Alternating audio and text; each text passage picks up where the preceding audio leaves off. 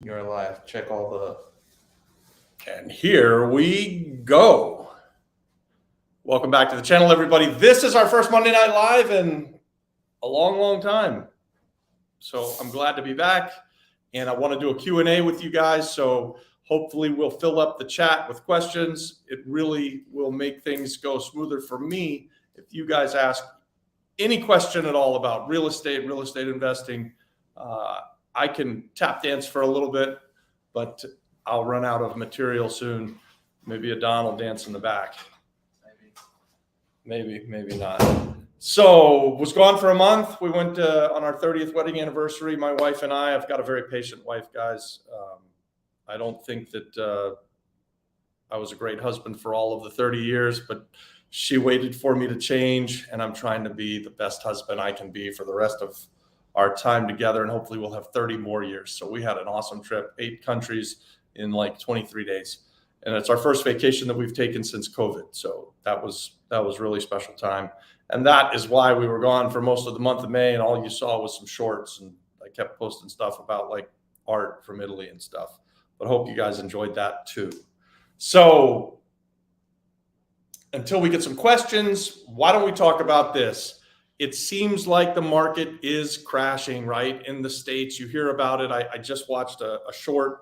Actually, I texted it to Adam and Don, and maybe we could post it up here and play it. But there's mansions that are abandoned all over the Northeast. There's, this high-end market has really started to settle down and fail everywhere, and including in Puerto Rico. But even on the lesser stuff, the more affordable stuff, we're seeing in Florida some properties that we put on the market that this time last year would have had multiple offers, and now we're having to drop prices. We're on the market for 40 or 50 days before we're getting solid offers, sometimes even longer than that.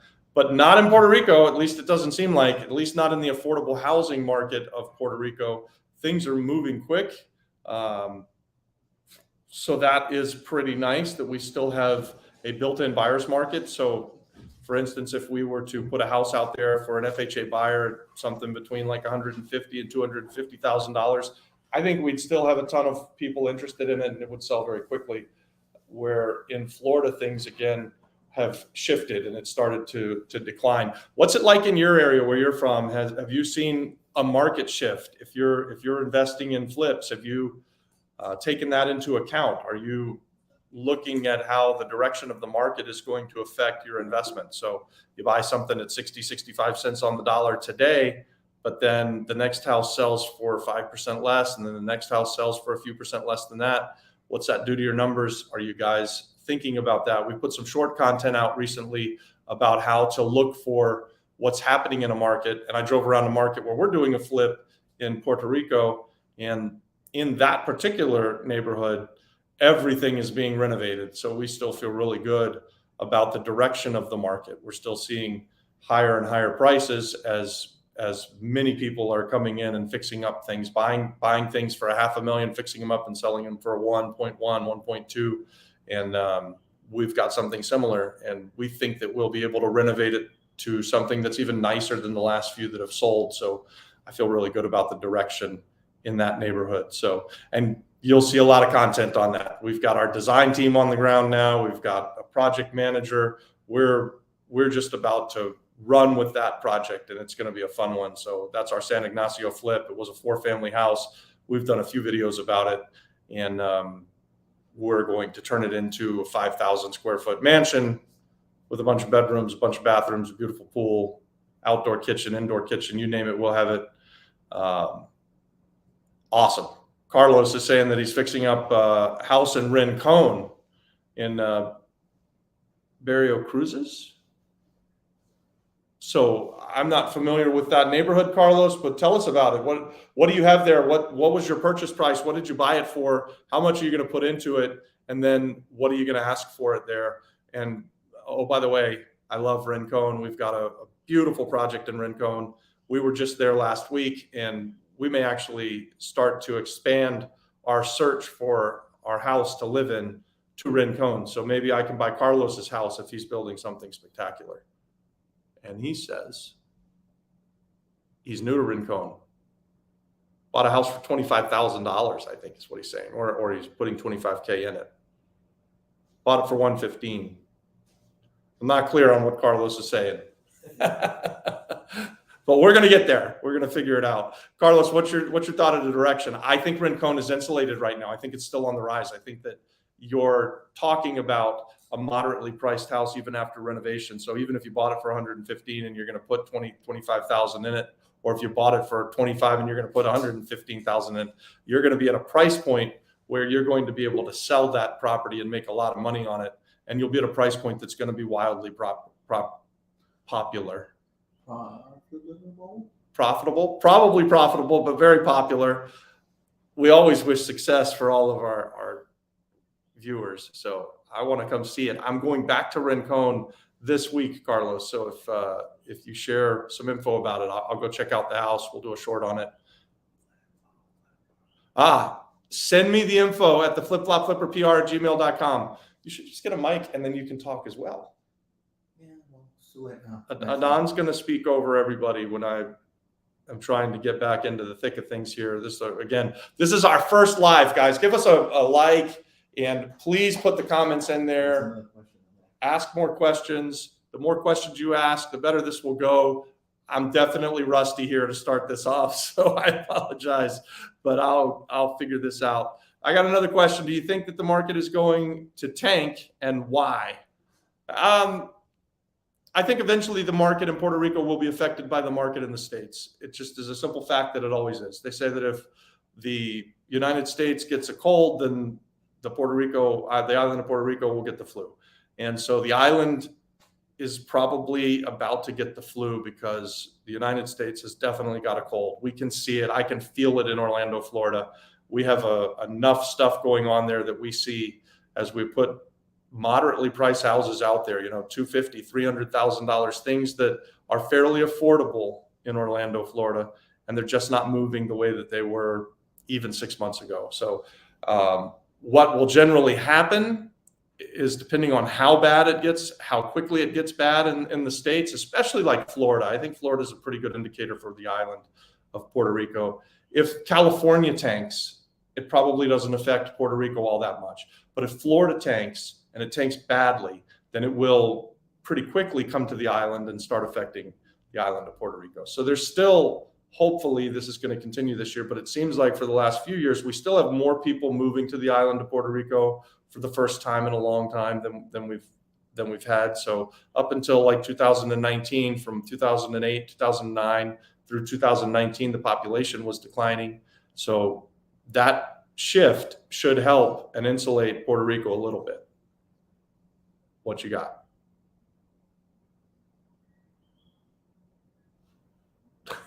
Don sometimes looks at me like he's got something to say, and then he says nothing. He just leaves me hanging. All right. How about this? How about we talk about how many meetings it takes to get a flip off the ground? Adon wants to talk about how many meetings it takes to get a flip off of the ground. So I don't know if you guys know the story. Adon and I started doing this YouTube channel together a little over a year ago, maybe 15 months ago, almost a year and a half now. And the deal was I'd teach him real estate and he'd help with the YouTube stuff. So he went for a year and just crushed it on the YouTube stuff. And then earlier this year, we bought our first thing, or late last year, we bought our first, we flipped it, and then we bought another, and then we bought another, and now we have three actively going. We have 3 actively going, 1 that we already made money on. So it's paying off, but we do have a flip in Rio Piedras that we've been working to get off of the ground. And Adon is asking, how long does that take and how much planning goes into it? So we've got a lot of projects going, guys. And for us, we're very diligent about it. And we're trying to build these relationships with guys like Adon and guys like Adam and Sharif. And so we're letting them and hoping that they will do a lot of the heavy lifting, as that's been our role for the last 5 or 6 years here on the island. And we like to partner with people so that we can do more. And part of that is when we partner with people, we're asking them or teaching and coaching, how to launch this stuff successfully. And I want everything done yesterday. Like, so my favorite saying is when someone's asked, when do you want that? My answer is generally, well, I wanted it yesterday, but since I can't get it yesterday, I'll take it tomorrow. So that's where we're at with this flip in Rio Piedras. We are finally starting out. Hopefully Adon, after our call this morning, had to talk with the contractors and they'll be on the job tomorrow. Yeah? We'll talk about it. No, they won't be on the job tomorrow. It's like, have you ever seen the commercial where the guy's, how many licks does it take to get to the center of the lollipop and the Tootsie Pop, and then he licks it 3 times and then he bites it? That's me. I'm the bird there. The owl. I'm the owl. I'm the wise old owl. 1, 2, 3. Bite that thing. Let's get going, Adon. How many meetings do we How need? about San Ignacio? Oh, how about San Ignacio? San Ignacio is a different kind of monster. San Ignacio is a giant mansion, and we're going to renovate it from a 4-family house into this giant mansion. And so we had to get architectural designs and we had to get engineering. We're going to demo this place where we're going to just take out walls, and we've got to support things and rebuild it. So that is a bit different, although we're 3 months behind on starting that one too. It's hard. 3, 4, 5, 6. We're a little bit behind. It's to be expected in Puerto Rico. Carlos, I'd wonder, how are you doing on your flip in Rincon there? How long ago did you buy it, and when did you get started on it, and when do you expect to have it finished? If you can finish a project in Puerto Rico, good on you guys. It's tough. It's a lot tougher here to do this kind of work than it is in places that I come from, like Florida. We generally would buy a flip with a mindset of, we're going to buy it the first month, we're going to renovate it the second month, and we're going to sell it the third month.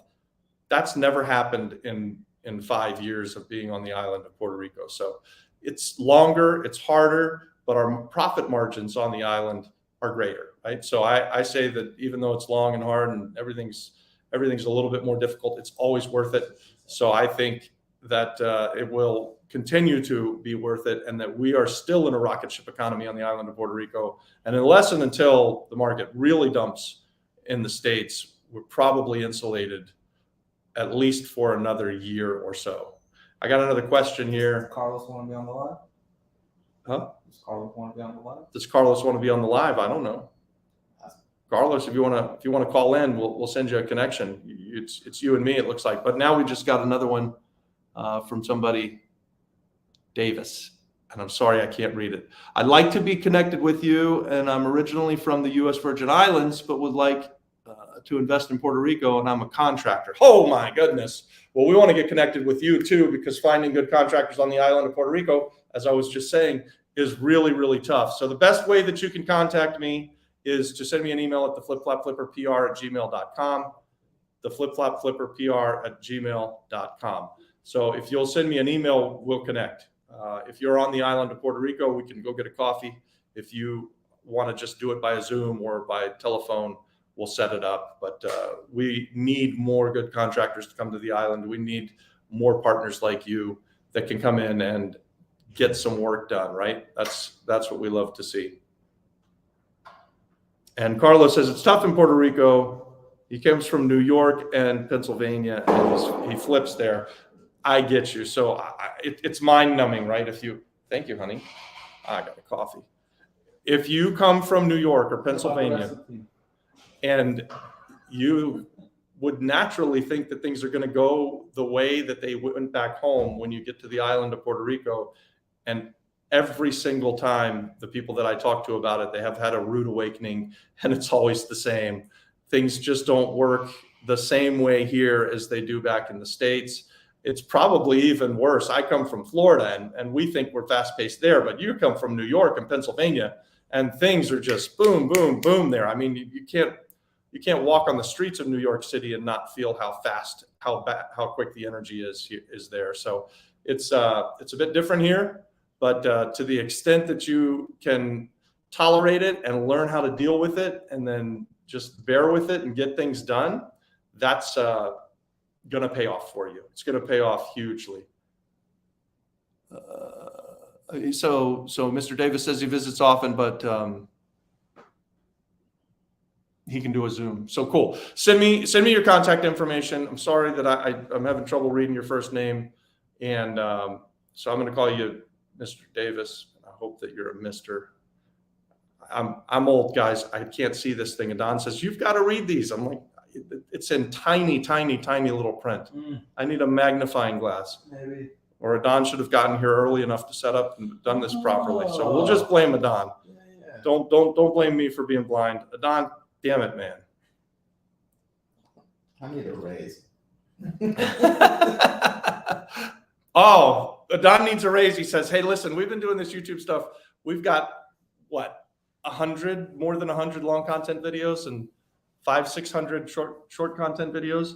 We've become monetized. Oh, thank you. Look at that. Navaya Davis. Did I say the name right? Navaya Davis. I hope I'm not butchering it too bad. Sounds pretty bad. Navaya says you can hop on a live. Let's do it. Send an email. Send the email to the Flip Flop Flipper at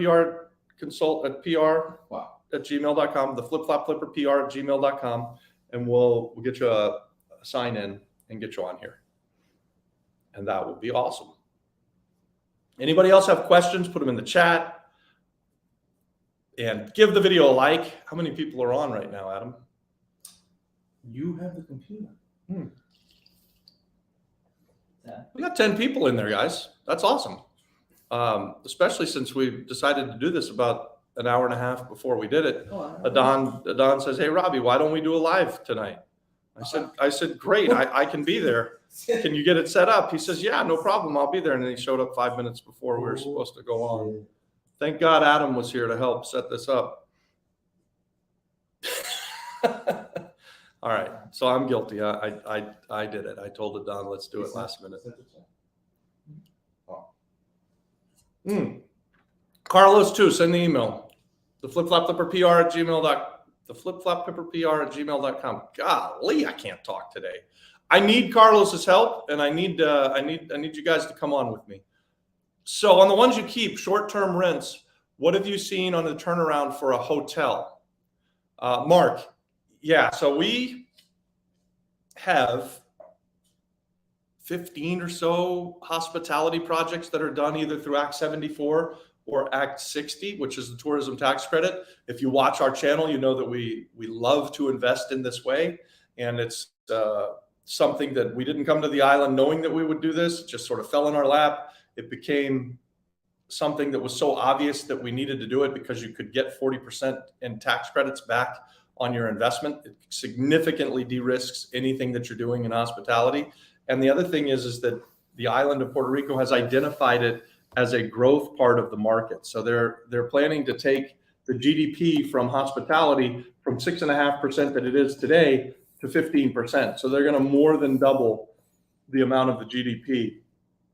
Don's putting in the email address here. It'll be up in the chat just a second. You'll see it. The flipflopflipperpr@gmail.com. So back to the question is, how long have we seen that taking? We are launching right now a bed and breakfast in Miramar, Puerto Rico, and we took about 18 months to build it out. It was 3 apartments that we finished fairly quickly and have had rental income for the last 6 or 8 months. So that took about 9 months or a year to finish those out. And then the main bed and breakfast took us about 18 months to get it done. We thought that we could get it done in a year, and we missed that deadline. The nice thing that has happened there is that the nightly rates have continued to climb, and the average nightly rate for a decent sized nightly rental is like $350 a night island-wide. Miramar, we're going to have some bigger units, and we'll be able to get that number hopefully per night, depending on how many people are going to sleep in it. So that's proving to be a reward for us. Even though we're missed the deadline on that, we're going to get a higher nightly rate. So we tend to when we're putting a prospectus together, we tend to be very light on what we think the nightly rental is. We try to underestimate and then over deliver. And so far so good. We've also discovered, and this isn't part of the question, but I'll put it out there. we've realized that the better that we build these hospitality units, the higher the rate, the better the occupancy. So our first one that we launched was the Surfing Turtle, and it was at the time the nicest thing we've ever done. And now we've got 2 or 3 projects that we've done subsequently after that, and we've continued to go nicer each time. So inside of our Opportunity Zone Fund, we're going to go just hog wild, like take out all the stops. It's going to be some of the nicest hospitality on the island. And so you'll see some content coming up about that.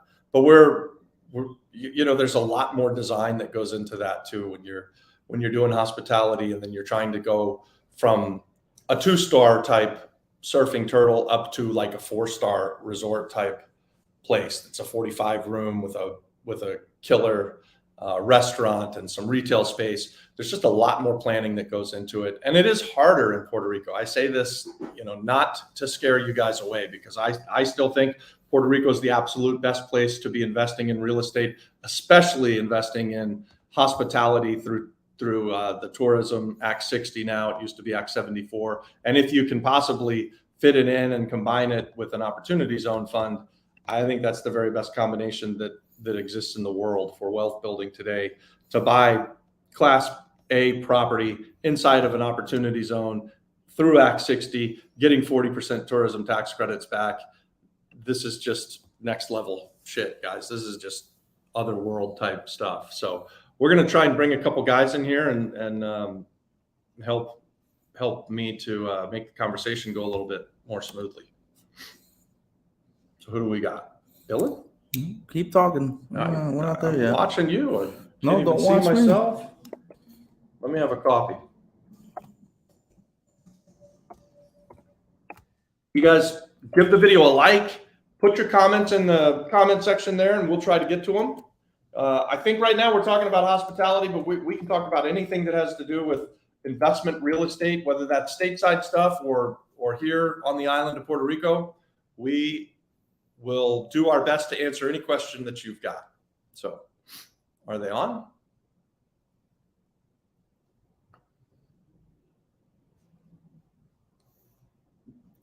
Takes a second. Just keep talking. Just keep talking. Once you get in, guys, and you can hear us, say hi, and then I'll let you introduce yourself, and we'll just start having a conversation, and hopefully it will go really, really well. I sent the first guy the link. Who'd you send? Nirvana. Davis.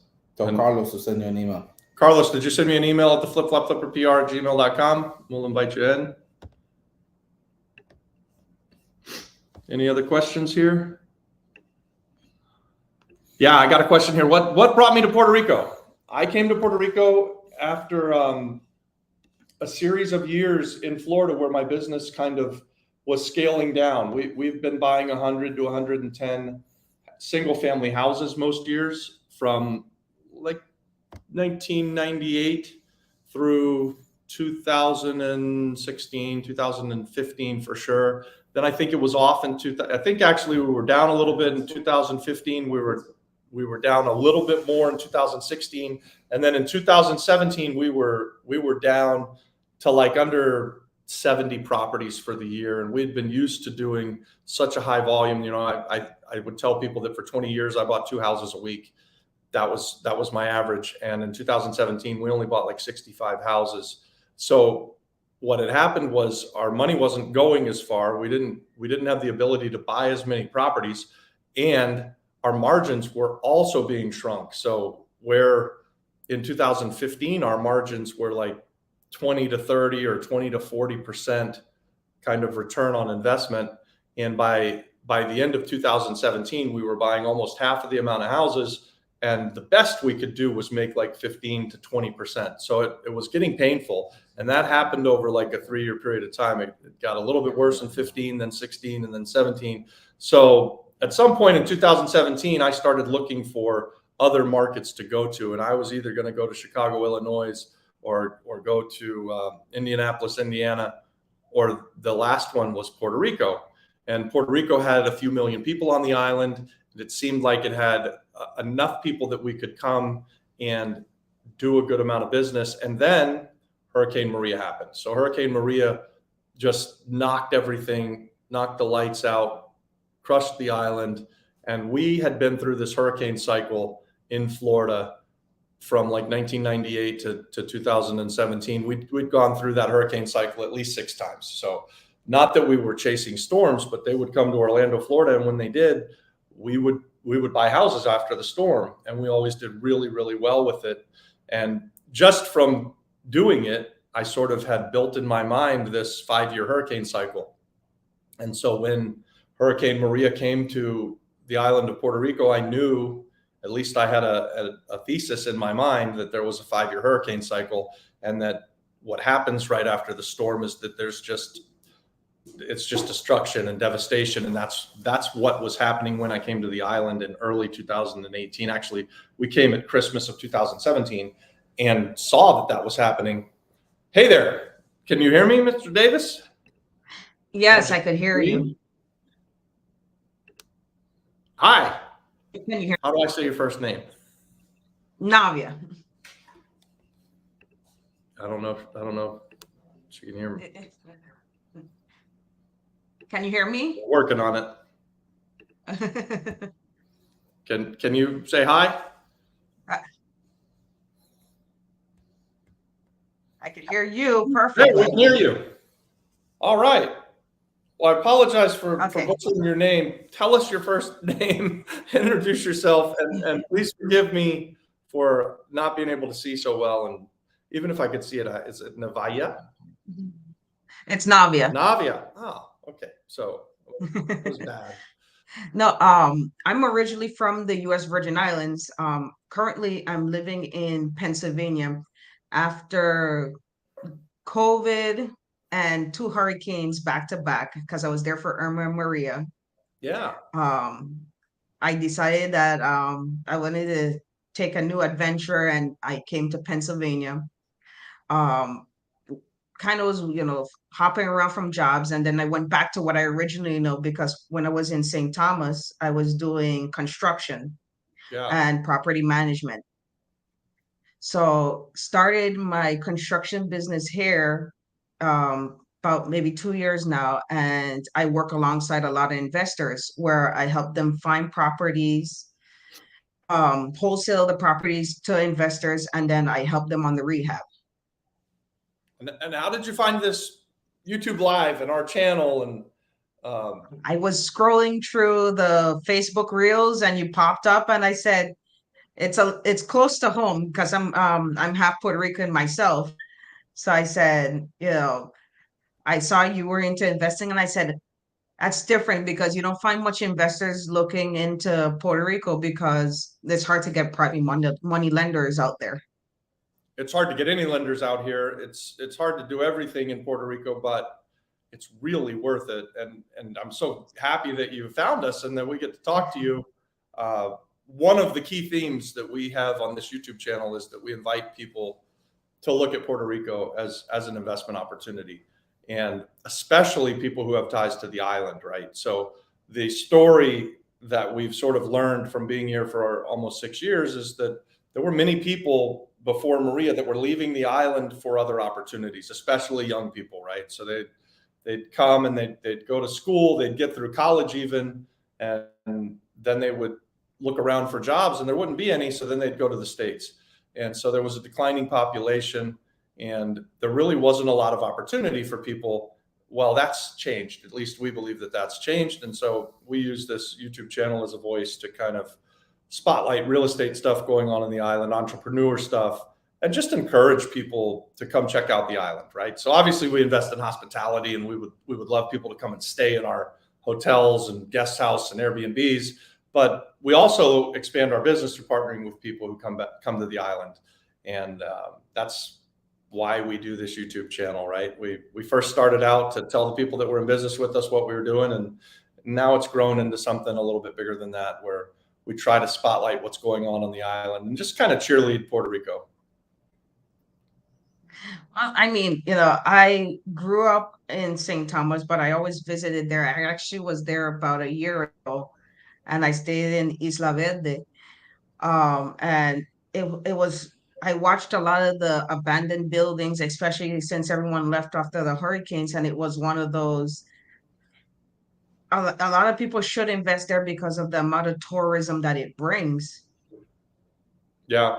And there's also a housing shortage. So if you're able to repair things and you can come to the island and buy some of these distressed buildings, and they were there before Maria, and fix them up and make them long-term housing, that works really well. If you come and you buy an abandoned house from the bank and it's been sitting vacant for years and you fix it up, you have a built-in buyer's market, because there's a list of people that want to buy houses, and there's not a ton of houses. That's another reason that I think we're insulated here on the island, is there's really not a huge list of properties for sale. So there's a massive amount of these buildings you saw still to this day, more than I could do in 10 lifetimes, right? Like, so that there's just so much, and to invite other people to come alongside of us to buy some of these buildings and fix them up, especially when someone has ties to the island, right? It's part of their heritage and stuff like that. We would have gone to St. Thomas too, but there were only like 25,000, 30,000 people there. So it seemed like a limited market, although it's a beautiful island. Actually, I recently just pulled up a list about maybe 250 properties that are tax delinquent, and their laws are kind of different, so it's harder to get properties over there, but there is a lot of abandoned properties there. It's just to find Thomas? owners. Yeah, In St. Thomas, do they have a law that will allow you to buy the abandoned stuff, or like a blight law, or do they have a tax deed sale or something like that? they do. It just doesn't happen as often. It's like sporadically. Currently, I'm talking to the lieutenant governor about trying to change those laws a little bit, because for me, it's one of those to revamp the community. Yeah. Yeah, I think that's so important, right? To see these buildings that are just sitting there, whether it's in St. Thomas or whether it's in Puerto Rico, there are properties that have been sitting there. Nothing good is happening with them year after year after year, decades even sometimes. And so when we can identify them and fight through all of the minutia and buy them and then get them renovated, we call it value add, figure out what the highest and best use is. That's a successful recipe. So do we want to get Carlos to say hi? We got Carlos joining us too. So go ahead. Let's see. I'm glad you guys popped in and willing to come on and say hi. That's pretty cool. You could tell I was struggling a little bit. I mean, it happens, but it always, the conversation always flows more when you have somebody on and you have a conversation that's flowing, especially when someone who actually knows what you're talking about. Yeah, I mean, your willingness to just put something in the chat helps a tremendous amount. So I appreciate it so much. Carlos, you too. Thanks for putting stuff into the chat and being willing to come on and talk with us. Can you hear us now, Carlos? Yes, sir. How are you? Nice Good to to meet see you, you. Robert. Nice to meet you, Naivia. Yeah. Nice to meet you as well, Carlos. So tell us about your property in Rincon, Carlos. So I got a property of my brother over there in a town called Barrio Cruces. It's right on the top of the hill, close to the town, to the main town. I mean, my family been out there for a long time. Yeah. But I just ended up out there. I got a property in Fajardo on the other side, on the east side. I got in Villa Marina over there, across the street from the marina. That's how I started my journey in Puerto Rico. Me and my wife, we love it. We have family out there, and then we just fell in love. And I wanted to flip out there. I want to retire out there and actually flip. I'm a full-time elevator technician, so. Your services are needed greatly on the island too, right? Like, yeah, which company you work for? I'm tired of that. I'm tired of that field. I can consult at this point, but I'm not doing any more heavy machinery picking up and none of that. Well, you What chose company you work for? 18 years in elevators. Wow. Which company? I'm with a company called Rota Valley Elevator. They're a non-union shop. We're probably the biggest non-union shop in the city. So you're from New York? I am from New York City, originally from New York City, yes. Okay, yeah. And you picked two beautiful spots on the island, like Fajardo and Fajardo. I know it's two opposite sides of the coast. So I mean, I went. We love it out there. We go everywhere. I mean, I just thought I started following you and just seeing what you do, and I'm just new out there. I was a little bit weary investing out there originally. So when I bought this property, I had a little hard time finding a contractor. But coincidentally, I bumped into a contractor that happens to be a cousin of mine, related, because that's what it is. Where I'm at, everyone's like basically family over there. We never really met each other. Yeah, this It happens to be one of our cousins, like second cousins. He gave me a good price on the reno. So I'm trying to see how I fit in that short-term rental area. I'm not really too much into wanting to flip. I'm more trying to keeping up and building a portfolio out in Puerto Rico now. buy and hold stuff. Yeah. Nice. Very nice. It's an abandoned property. It was completely abandoned for over 15 years. So all new water lines, new electricity, all that stuff. Get an electrician. Now several times on the island, and I know where you're at. That's painful times sometimes to get all that stuff running and back up and working. And Navaya, you probably have experience with that as well, right? That's my days of living in St. Thomas. It's one of those. Everything is hard to find and nothing is reliable. yeah. But I changed to Pennsylvania now, and it's a little bit more, stable, but it's one of those, the same complaints that you have about finding good contractors, they have the same issue here. Yeah, I'm familiar with Toby Hanna. I'm in Toby Hanna, Pennsylvania also. I got 2 short-term rentals over there. The Poconos, I love the Poconos. It does good for me. I bought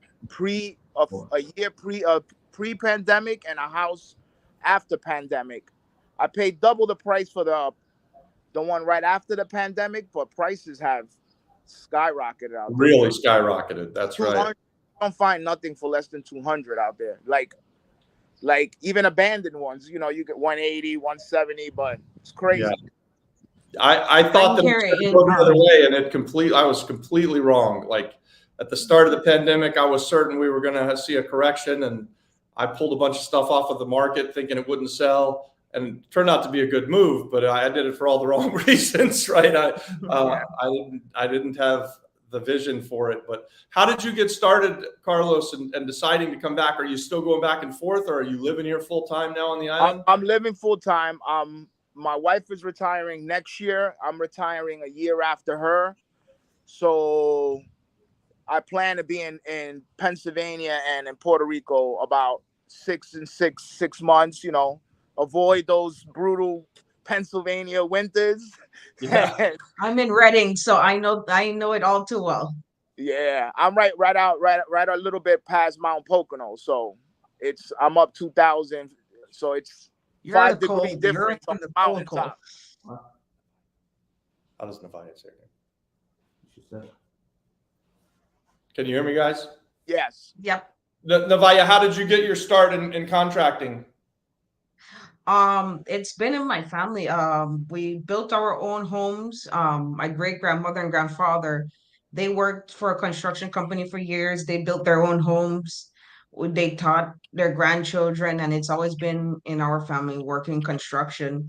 And I said, I'm going to just take up the family tradition. And you know how in your family you have a line of doctors or you have a line of lawyers.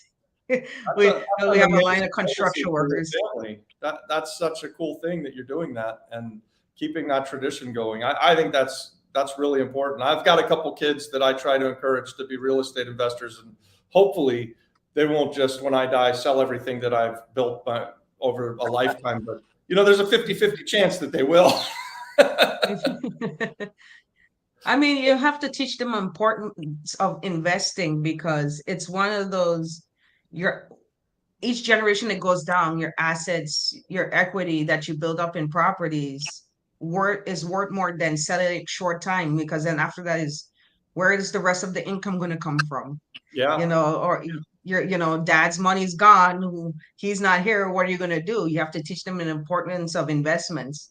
yeah, and you're absolutely right. That's something that we also talk about on this channel is this idea of generational wealth, which was something that I didn't come from a wealthy family either, so we didn't have anything close to generational wealth. I didn't get anything from my parents when my dad passed. I might get a buck or two from my mom, but it won't be much, right?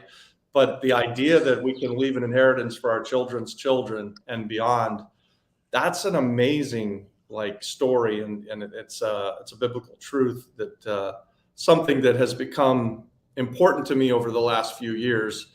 And I see it now that like there's a possibility of it if I can teach the children, and God willing, I'm around long enough to teach the grandchildren. That would be ideal. So yeah, You could do like my mom. they'll see some of these videos where I'm talking to you guys, and they'll say, "Oh yeah, Grandpa or great granddad, he doesn't want us to sell this stuff." He's saying, No, you can do like my mom. My mom did a contract and she was like, this is the family estate, this is the family property. You can't sell it. If you sell it, it has to be within the family. Nice. I love it. She's a visionary. Yep. She's a visionary. And Carlos, you bought from family too. So Yeah. They're over there is the same way. So it's a kind of, I mean, my brother abandoned a long time, so he just wanted it. He just wanted out. yeah.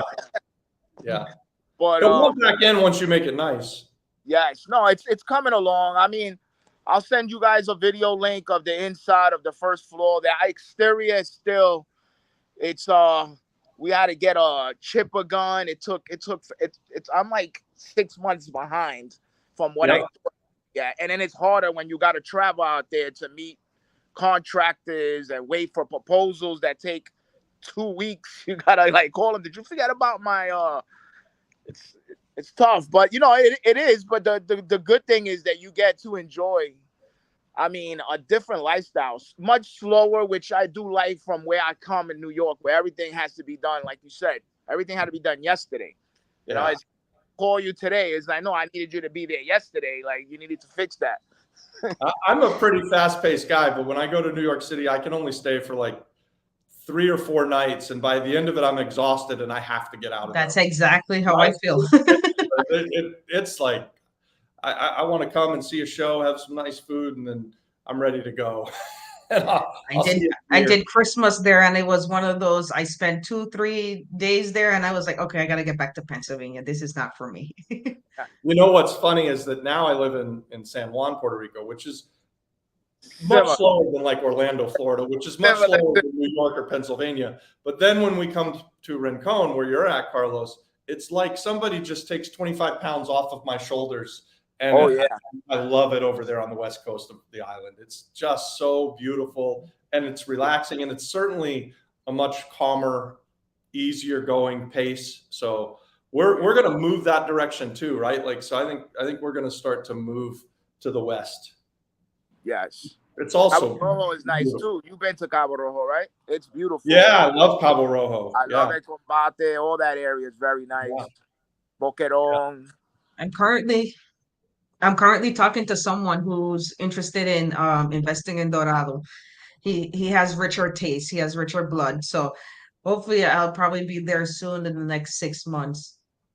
Would you come here as a contractor, or are you coming here as an investor, or a combination of the two, or? Basically as his guide, because I speak Spanish and I know my way around the island. So well, you'll be a really big asset to him. Yeah. He's a smart guy for inviting you to come with him for sure. So that hopefully that turns out to be a good trip, because I'm also looking to invest myself. But I mean, I've always thought if I could get a good, couple guys come from St. Thomas, because I had a crew in St. Thomas, if they could travel over to Puerto Rico and I get jobs, it's not like here that we have winter that you would work, 6, 7 months, and then you have the winter where everything slows down. Over there would be consistent work. So if I could bring a crew out there and open up a construction company there, that's a short-term goal that I have.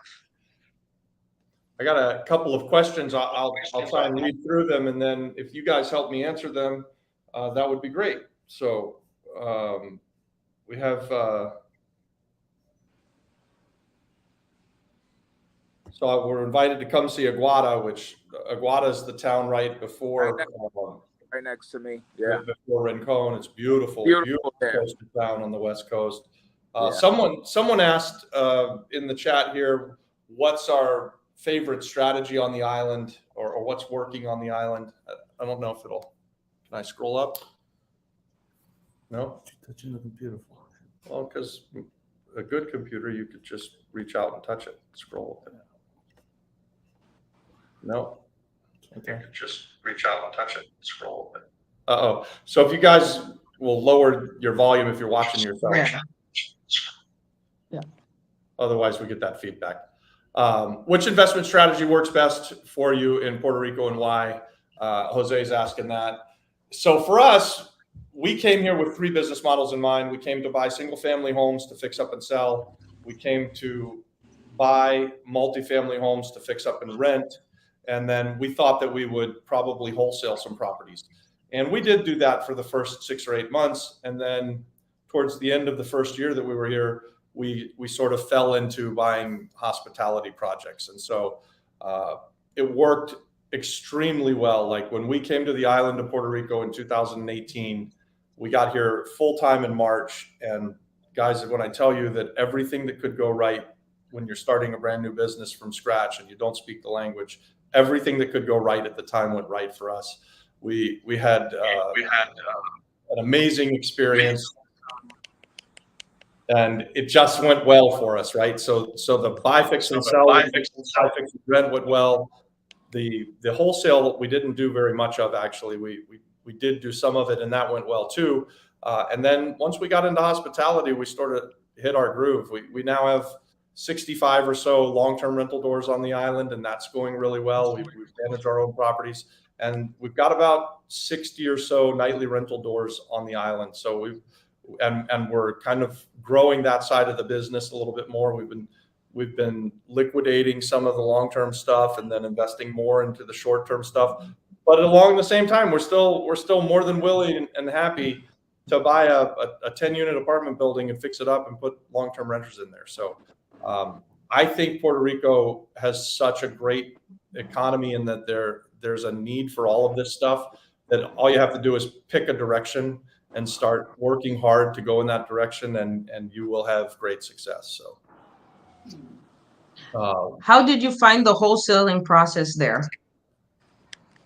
So our wholesaling process was a little bit different than like you would think of in the States, typical wholesale stuff. We've always been cash buyers. So we would buy small bulk deals from the banks, and then I say wholesale them, which basically meant we would close on them, and then we would go and look for other investors to buy them from us without fixing them up. But it wasn't a traditional wholesale where we were contracting and selling paper.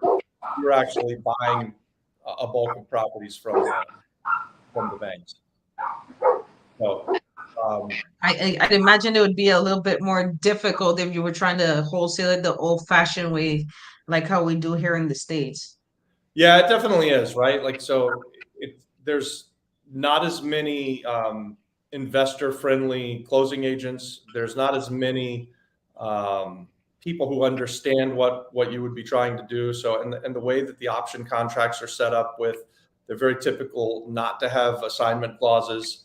And so it sort of forces ownership, which I like. So I don't know if you watch the channel often, but I think that while I've been a property wholesaler, and I think that it's something that anyone who's going to be a real estate investor should learn to do, I really don't think that you're a true real estate investor until you actually buy something and own it, and then fight the fight, fix it up, go through the whole process.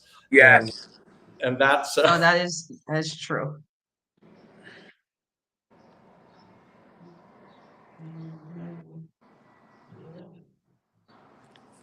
Did we lose Robert?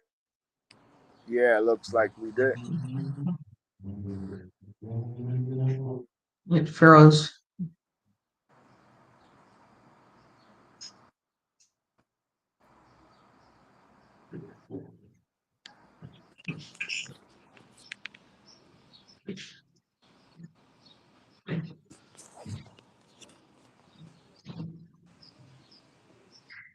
You might have to cancel the stream and start again.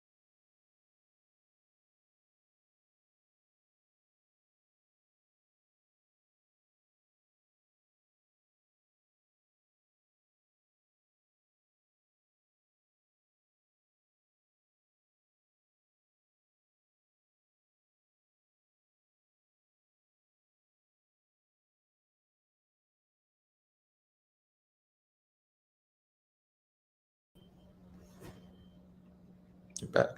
Hey, we're back. I think we had a malfunction with our internet. Sorry about that, guys.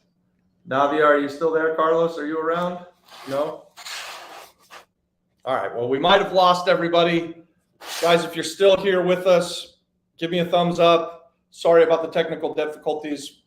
Thank you, Navia. Thank you, Carlos, for coming in and helping me out there and asking great questions and being willing to participate and being willing to come on. And I would love to connect with you guys. Carlos, I'll be in Rincon later this week. And if we can get together and have a coffee, let's do it. I'd love to see the property. And Navia, when you come to visit Dorado, please reach out and we'll get together and we'll talk shop. We'll talk real estate investing. So there are some questions in here. So Ibsen says that she has a house and a small 20 by 20 studio on the side. How can I use it to buy more? Wow. So I would have to get some more information from you, but assuming that you have some income coming in and you haven't borrowed money against it, I think you could probably take that, go to the bank and borrow some money against it so that you could buy your next one. I would imagine that would be a useful tool for you if you could get just a straight mortgage on your house and don't borrow so much that your income doesn't cover it, but that would give you some cash to go and buy something else with it. And Gary Phillips says that we will be here. So hopefully if you're coming to the island, Gary, reach out, the flipflopflipperpr@gmail.com, the flipflopflipperpr@gmail.com. That's the best way to reach me. We are always inviting partnerships. We're always looking for like-minded people, and there's enough to go around. So my mindset has always been that I know that there's enough for us to do. I know that there's enough real estate investments for all of you guys that are watching this to do it. So for whatever reason, for 25 years that I've been doing this, I've kind of always told the world exactly what I was doing it in real time, even before the YouTube channel. And now we broadcast it, on a daily basis, what we're doing and how we're doing it, and invite people to come and do it. And the reason that we do that is so that it's our desire for you to become a real estate investor. It's really, there's enough for everybody. There's an abundance, especially here in Puerto Rico. If you've ever been to the island, you can see it. You can see all of the opportunity. You can't even unsee it. Like if you come to the island just for a vacation, hit us up. We'll get you a special rate at the Surfing Turtle and come and stay in our beautiful property in Luquillo. But come to the island of Puerto Rico and let me take you to coffee. Let me show you what's going on the island. Once you come and you see it, you can't unsee it. It's a beautiful place to be. So what do we got? What do you say? What does that mean? We got 8 minutes. Oh, we got 8 minutes. We got about 8 minutes, guys. If you got more questions, throw them in the chat and we'll keep asking them. Carlos, I want to talk to you about partnering up too. And you'll be ready in October. I'll be here in October. So we'll figure something out. And really great of you to come on and talk with us. So thank you very much for that. And so, yeah, you sent me the location so that we can pass by. That's cool. So if you got more questions, guys, we'll keep going. Otherwise, thank you guys for coming into the live. Make sure you give the video a like and share this where you can. We're really trying to just cheerlead Puerto Rico, invite partnerships, set up a community that does business together. Again, it's our heart's desire to see each and every one of you become real estate investors. And to the extent that we have the ability to invite you guys to partner with us, we're happy to do that. So if you want to get involved with something we're doing, send me an email at theflipflopflipperpr@gmail.com. If you've got something that you're excited about that you're doing and you want us to look at it and you want us to possibly partner with you, well, then send me an email at theflipflopflipperpr@gmail.com. The first step is for us to get to know each other and make sure we're like-minded and that we could work well together. We expand our business through partnerships. And so this is the reason that you watch. And we want to help people become real estate investors. And we want to do more real estate investing. We want to own more businesses. We want to employ more people. We want to create high-paying jobs. So there's so much good that can come from buying one building and fixing it up. You just have no idea. And it's a great life, guys. So I highly encourage it. If you're watching this, you're probably interested in it.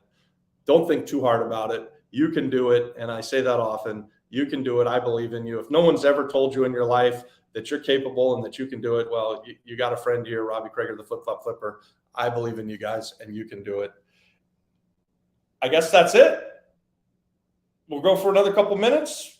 I mean, we got 3 minutes until the top of the hour. And I think my wife's cooking me dinner, and that's great too. So if no more questions come in, we'll just wrap it up here, guys. And thank you all for tuning in to our first Monday Night Live that's back. We'll try and get back on a good schedule. We'll see you next week at around the same time, 6 o'clock Eastern. And I'll try to do better next time, guys. I was a little bit rusty. It's not as easy as it looks, though. So with that, thank you, everyone, for your great questions. Thank you, guys, for tuning in. Carlos and Navia, thank you so much for coming on and spending some time with us. That was really encouraging for me that you guys are willing to do that. So thank you, guys. God bless everybody. Have a good night.